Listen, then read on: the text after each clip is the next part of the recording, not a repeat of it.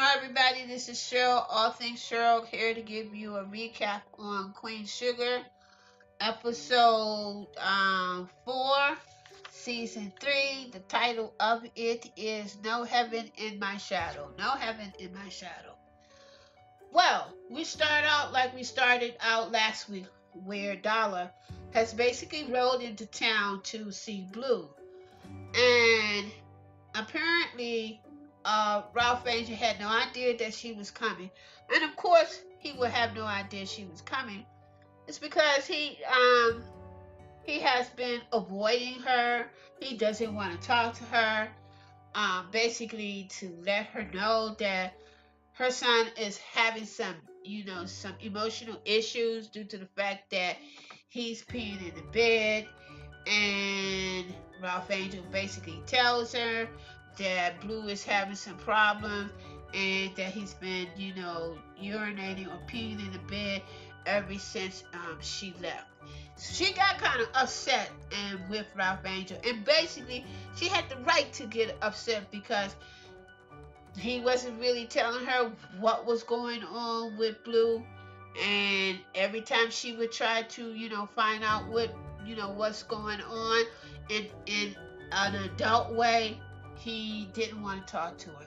So she, told Ralph Angel, she says, look, this is my son, and basically he belongs to me. And as long as my son is in St. Joe, I'm basically going to be here for my son. And so we go on and we find out that Prosperous. Prosperous basically is having to go to the doctor, and he's having all kinds of issues. Before that, Aunt Violet had basically called up Charley and asked Charley if she could take some time out and take Prosperous to the doctors. And of course, Charley didn't want to do it. She wanted to pass it on to Nova. And Aunt Violet said, no, Nova can't do it. It's basically your turn. So Charley basically tried to get out of it. How she tried to get out of it is that she was going to write a note to him and tell him that she couldn't really she really couldn't take him to the doctor, but she basically changed her mind. So she decided that she is going to go ahead and take Prosperous to the doctor. In the meantime, Aunt Violet is basically dealing with these pies. While she's dealing with these pies, guys, she's also, her fibromyalgia is basically acting up again. And she is not letting Hollywood know what is going on. In the meantime, she's also having some issues with the woman in the church who is letting her use the church kitchen, and somehow a conflict between Aunt Violet and the women who come on a Wednesday, and they do something there at the church on a Wednesday. And so basically Aunt Violet telling her, I see you don't have any problems of cashing my check. And she got smart with Aunt Violet and said, well, you need to try to, your time is getting ready to be up, so you need to kind of rush it or do what you got to do, because these ladies been coming here on Wednesday and they need to stick to this schedule. Okay, so we also go on and we find out that Aunt Vi, I think she's going to kind of sort of sabotage the relationship between her and Hollywood. It's because every time that Hollywood tries to step in and give her some assistance, she keeps saying, this is my business. I'm basically going to do this business. I'm going to handle this business the way I want to handle it. In the meantime, she's dealing with a lot of stress. But later on, we find out, and I'm just going to go ahead and finish this.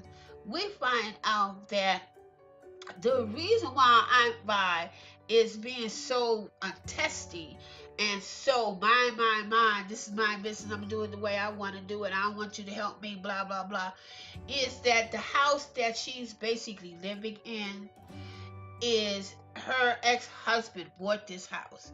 And back in episode 1, if you all remember, we find out that Ernest bought the house from the ex-husband, and the ex-husband would always throw the fact that this is my house, this is what I want to do, you do what I want to do, blase we, blase they.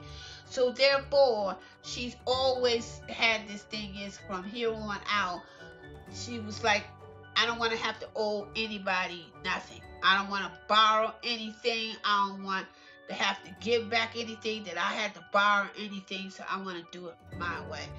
But later on, Aunt Violet does give in because Hollywood was helping her to deliver her big batches of pie, and they had damage in the pies, and so Hollywood found a used truck, and he basically told Aunt Violet, look, I'm gonna get you this truck so you can deliver these pies and you won't have any merchandise damage.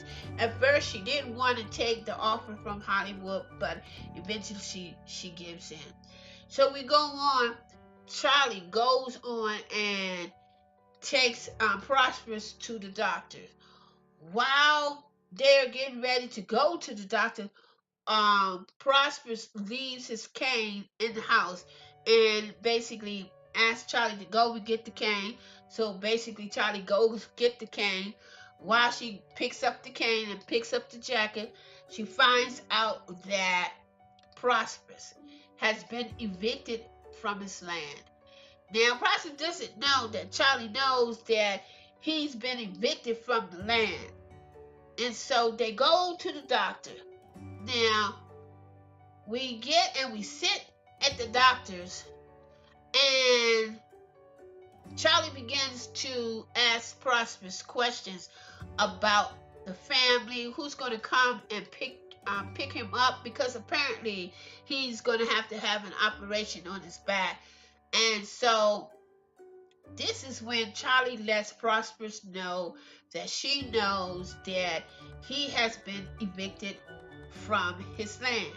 And so Prosperous told her, say, you're being a little bit nosy, ain't you?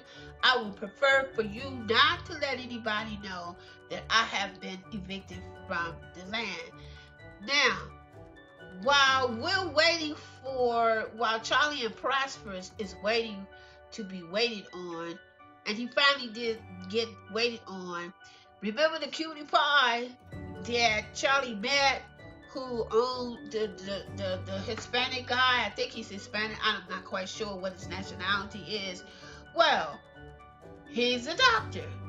And so he sees Charley, Charley sees him, and both of them really surprised. Now, apparently, they are feeling each other, but of course, Charley comes up with all of the excuse, the reason why that she hasn't really called him, and she tells the cutie pie, I'm gonna call him cutie pie. She tells cutie pie, she says, the reason why I didn't really call you because basically I really haven't really been taking any time out for myself, take care of myself.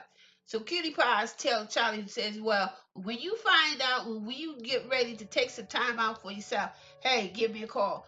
And then basically Charley was like in agreement with that, and she really likes this guy. Now we go on and we find out that Remy is at the farm where Ralph Angel is, but he has some students there. So basically he is talking to the students about black farming. And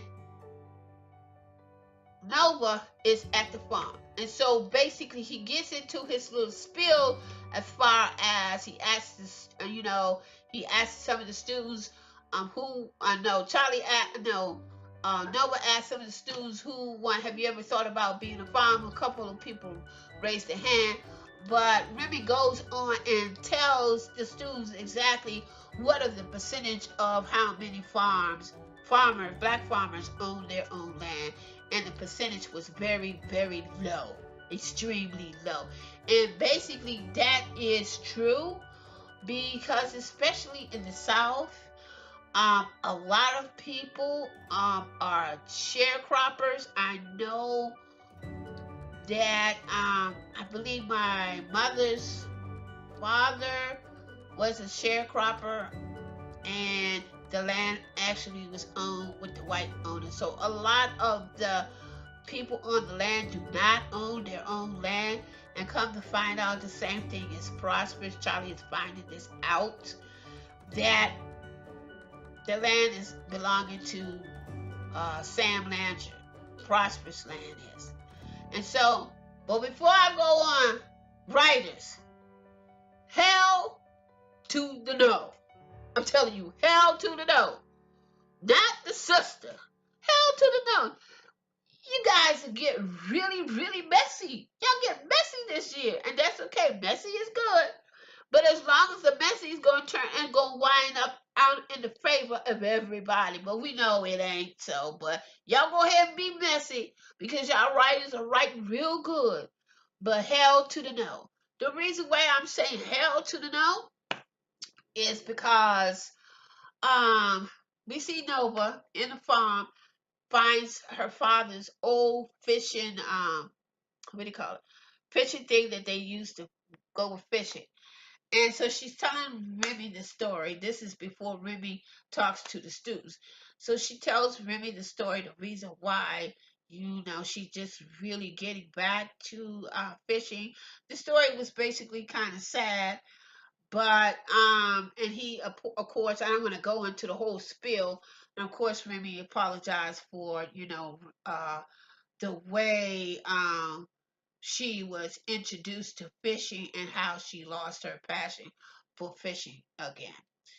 But I don't know exactly. I can't remember. If you all do, put it down in the comments.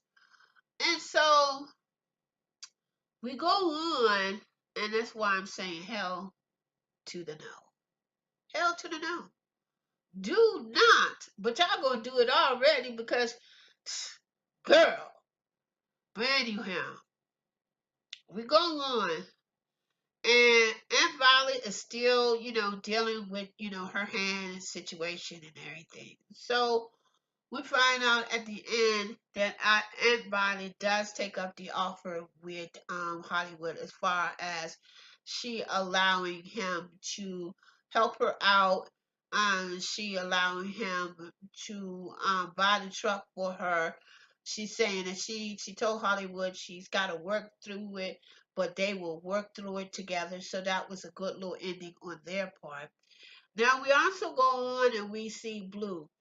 And the reason why actually Darla has come back to town is because of Blue.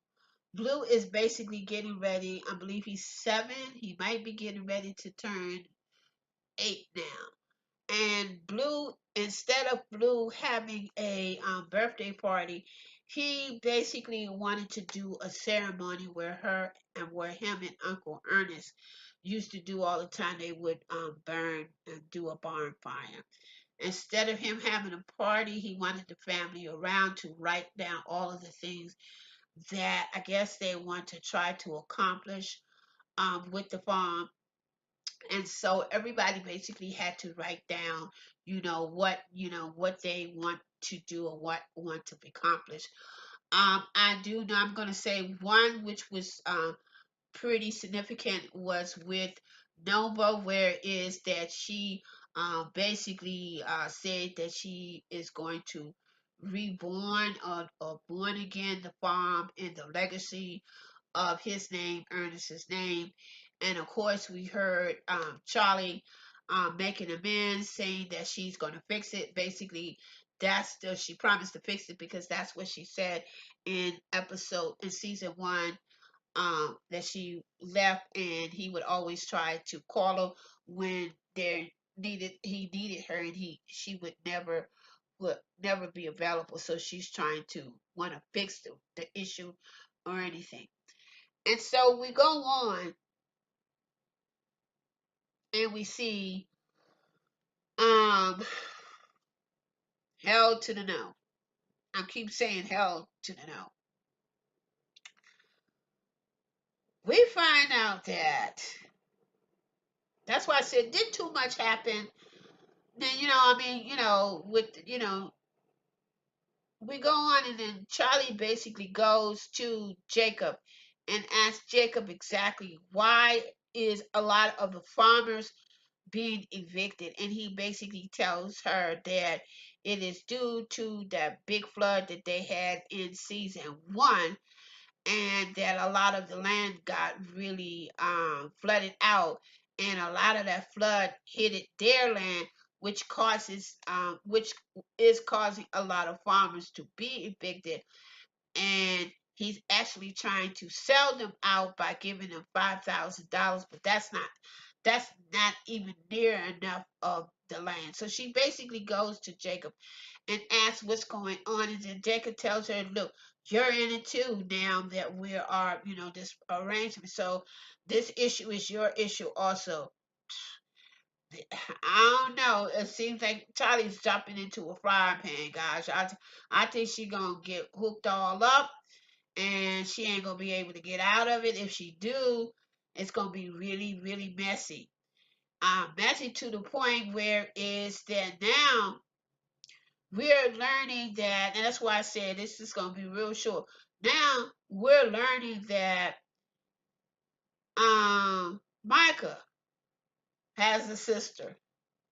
Yep, Davis with all his screwing around. That's why I said, writers, you guys get really messy. Now you got Micah having a sister who is 13 years old. Micah is only 17. So that means that Davis was effing around while Charley and them was in a relationship. So he was swinging his little you know what, and he got somebody pregnant, and he had a relationship with this woman for 13 years. 13 years. He had another child. So that meant that he had two kids. Davis. Davis. Now you know this is going to push Charley to the end. She's already kind of like swinging on the edge now. And she really going to swing on the edge after she hears this exploded, because we see that by Davis, and that's why I'm saying this didn't too much happen. By Davis, you know, having this little secret for 13 years. So that meant when Charley was trying to be, Olivia Pope, try to fix everything that dirty that Davis would do, or the basketball do, he's up there screwing other women while he's screwing some other women. And you know what? So I don't know, but this episode was pretty good. Like I said, I didn't think didn't too much happen in it. Due to the fact that we finding out that Prosperous has been evicted, and that Jacob is basically telling Charley, "This is your business. This is your problem, also, and we got to find out a way to fix it." And we find out that Micah has a sister who's 13 years old. So Michael was like pissed off at his father, and he had the right to be. Once he found out that Davis told him the story, he was in the truck or he was in a car or whatever they were in. Michael just got the F1 on and said, "Look, I've had it," and he's going to become. I believe Micah is really going to become a rebel. He's really, really going to become a rebel in my mind. Is because due to the fact that the mother is basically, telling lies and selling off legacies, 1% of the legacy of parts of their land. And girl, writers, you guys are really messy this year, but it's a good messy. Look, this is good. Till the next time, this is all things sure. Like for you to, subscribe, make me help me grow. Like for you to click the notification so you know when I'm getting ready to come out with another review. I mean, another recap of, two shows that I'm looking at right now. Share, share, share, and like. But most of all, share. Um, Sunday is Pose. Basically, I've been doing Pose, and basically Pose has 8 episodes. And so far, I've done like 2 episodes. So I'm asking you all to come in on Sunday or Monday the following day to see exactly, what my recap on it what is looking like. Till the next time, peace and love. Remember, love is for everyone. Hit that notification, subscribe, and view. Peace and love.